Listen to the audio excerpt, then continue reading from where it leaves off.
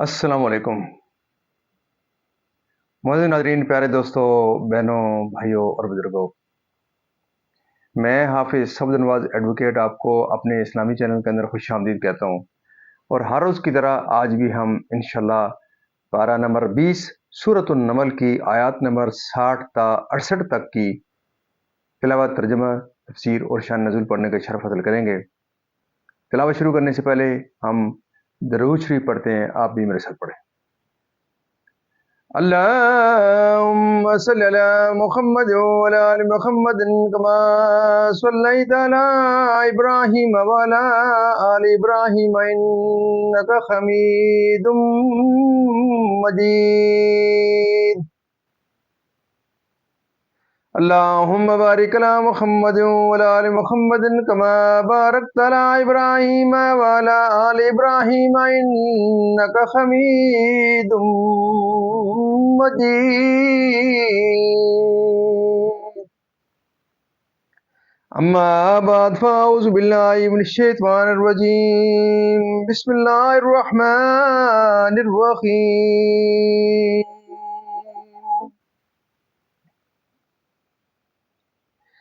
أَمَّنْ خَلَقَ السَّمَاوَاتِ وَالْأَرْضَ وَأَنزَلَ لَكُم مِّنَ السَّمَاءِ مَاءً فَأَنبَتْنَا بِهِ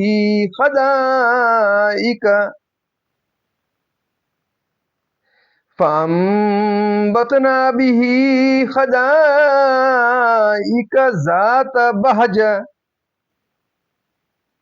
ما كان لكم أن تنبتوا شجرها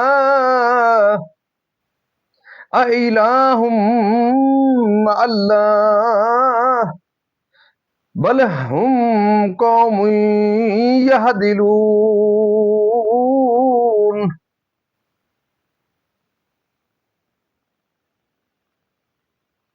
أَمَّنْ جَعَلَ الْأَرْضَ قَرَارًا وَجَعَلَ خِلَالَهَا أَنْهَارًا وَجَعَلَ لَهَا رَوَاسِيَ وَجَعَلَ بَيْنَ الْبَحْرَيْنِ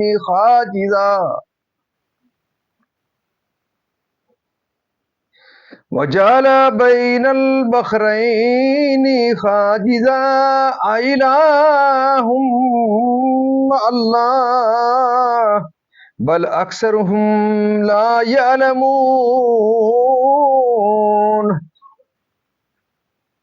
أَمَّن يُجِيبُ الْمُضْطَرَّ إِذَا دَعَاهُ وَيَكْشِفُ السُّوءَ وَيَجْعَلُكُمْ خُلَفَاءَ الْأَرْضِ أَإِلَٰهٌ مع الله قليلا ما تذكرون.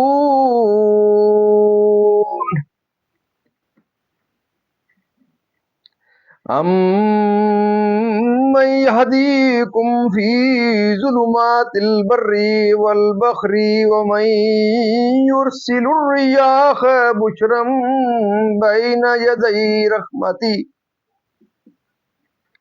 أإله مع الله تعالى الله عما يشركون.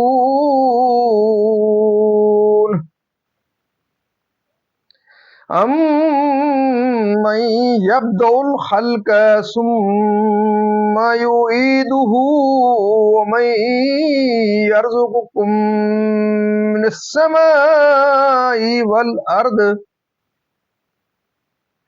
أَإِلَٰهٌ مع الله قُلْ هَاتُوا بُرْهَانَكُمْ إِن كُنتُمْ صَادِقِينَ.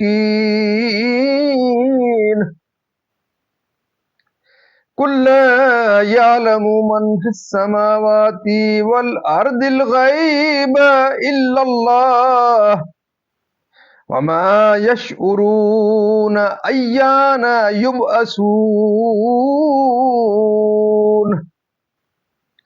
بَلِ ادَّارَكَ عِلْمٌ فِي الْآخِرَةِ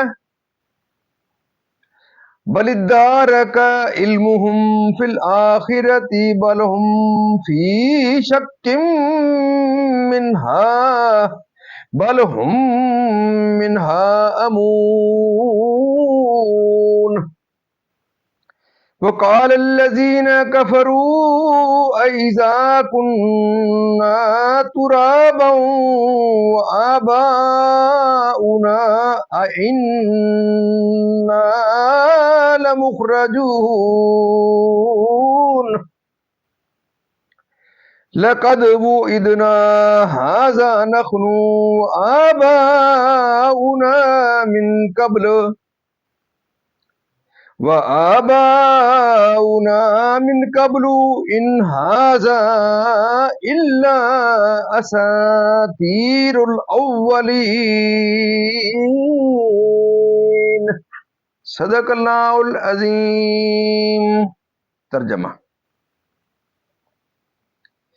یا وہ جس نے آسمان و زمین بنائے اور تمہارے لیے آسمان سے پانی اتارا تو ہم نے اس سے باغ اگائے رونق والے۔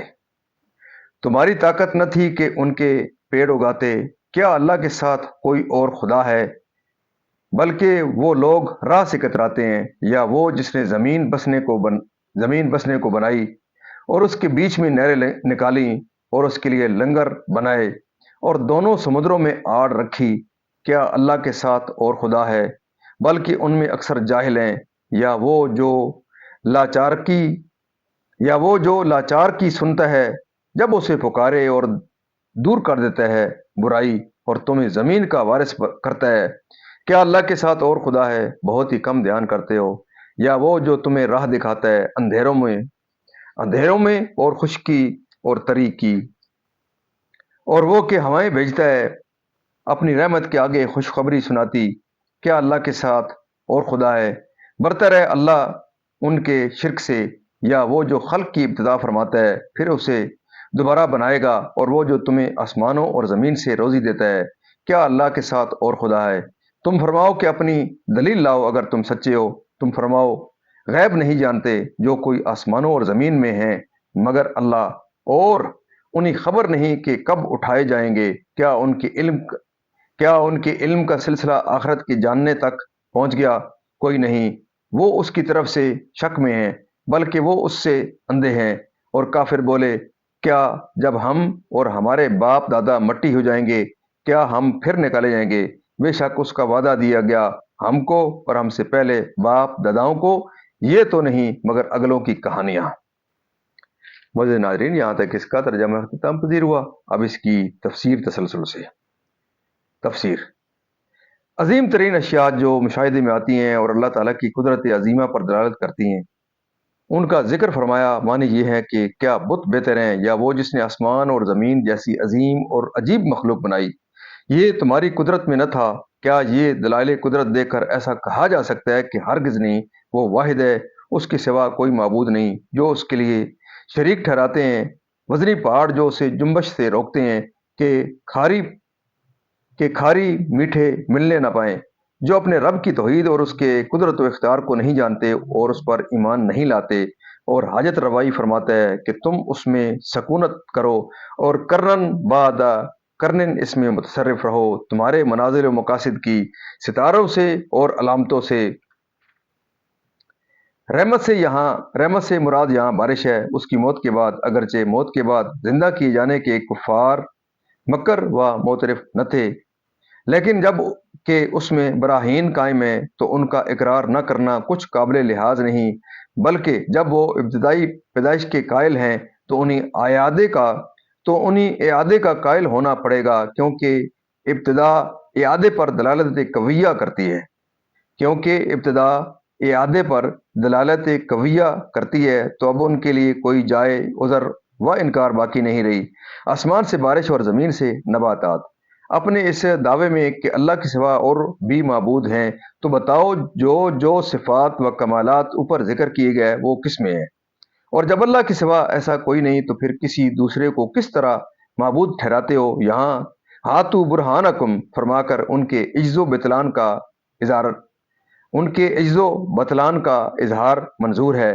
وہی جاننے والا ہے غیب کا اس کو اختیار ہے جسے چاہے بتائے، چنانچہ اپنے پیارے انبیاء کو بتاتا ہے، جیسا کہ سورہ آل عمران میں ہے، وما کان اللہ لیطلیکم علی الغیب ولکن اللہ یجتبی من رسلہ من یشاء، یعنی اللہ کی شان نہیں کہ تمہیں غیب کا علم دے، ہاں اللہ چن لیتے ہیں اپنے رسولوں میں سے جسے چاہے، اور بکثرت آیات میں اپنے پیارے رسولوں کو غیبی علوم